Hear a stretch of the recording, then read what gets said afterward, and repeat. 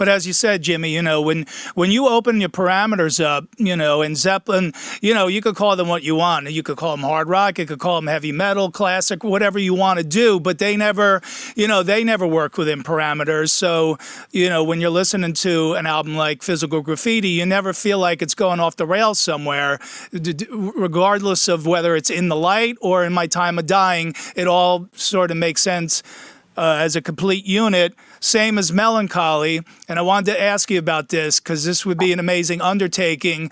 The big trend that I've seen in the last 10 years, and I know Smashing Pumpkins has actually done this before, is celebrating the anniversary of an album by playing the album in its entirety. Could you ever see a situation where you went on the road and did Mellon Collie and the Infinite Sadness in its 30-year anniversary? It's coming up in 2025.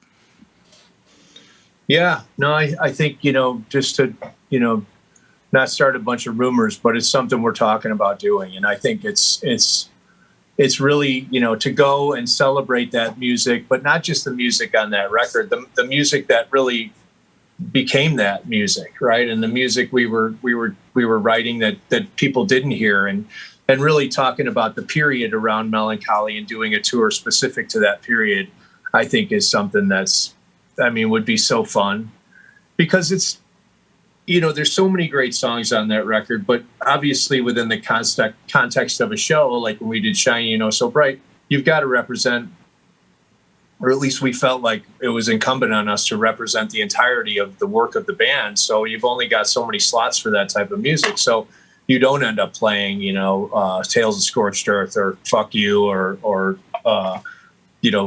Bodies or Jelly Belly. Well, you would have to go. I would assume you would have to bring out probably an orchestra, right? There's so much instrumentation on that album. I don't think so. No? We used to play that. We used to play that stuff as a 4-piece. Eventually we added Chris Pooley on keyboards and a couple horns here and there, and maybe we had Ginger Shankar on violin.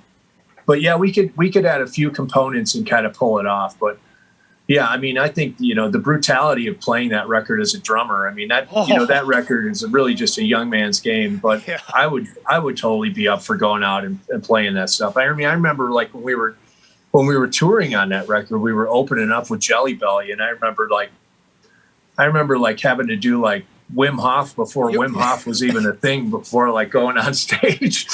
Yeah, like we're one song in, I'm already spent. Yeah, you have to be in great shape to do that stuff and pace yourself, and and then you throw in the fact that it's a live show and people are going nuts. And back then it was stage diving and getting hit in the head with shoes and mayhem.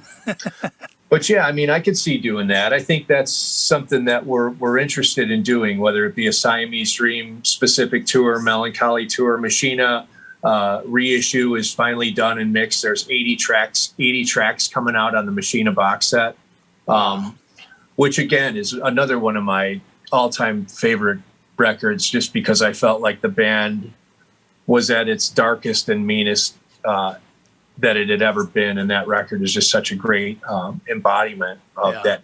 It's just crazy time we were going through.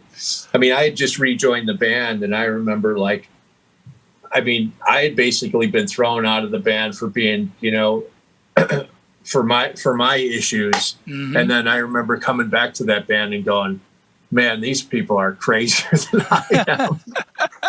Right. What happened while I was gone? I'm like, what'd you guys get me into? Now, when you're the voice of reason, all of a sudden, you're like, what happened here? Yeah. Time to check your sales, right?